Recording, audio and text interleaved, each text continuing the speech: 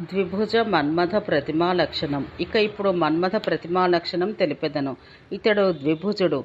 పోబులితని ఆయుధాలు. అతని పార్శ్వమందు మకరధ్వజం ధరించిన అశ్వముఖుడుండును. దక్షిణ హస్తాన పూబాణములు, వామహస్తమందు పుష్పమయ ధనవు ఉండును.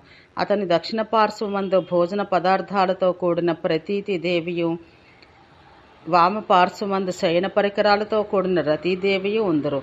ఈతని పరివారంలో ఒక పటహము, కామాతురమకు ఒక గాడిద ఉండును. దగ్గరలోనే నీటితో నిండిన దిగుడు బావియు, నందనవనము ఉండును. ఇట్లు కుసుమాయుధుని సుశోభన రూపంతో ఉన్నవానిగా నిర్మించాలి. అతని ఉనికి కొంచెం పక్కకు వంపు తిరిగి ఉండవలెను. అతడు ఆశ్చర్యంతో చెమర్చిన కన్నులు కలిగి ఉండను. బ్రాహ్మణులారా, నేను ఈ ప్రతిమా లక్షణాన్ని ఏ దేశమాత్రాన అనగా నామగ్రహణ మాత్రాన సంక్షేపమును చెప్పి తిని విస్తరించి సమగ్రంగా చెప్పుట బృహస్పతికిని అసఖ్యం.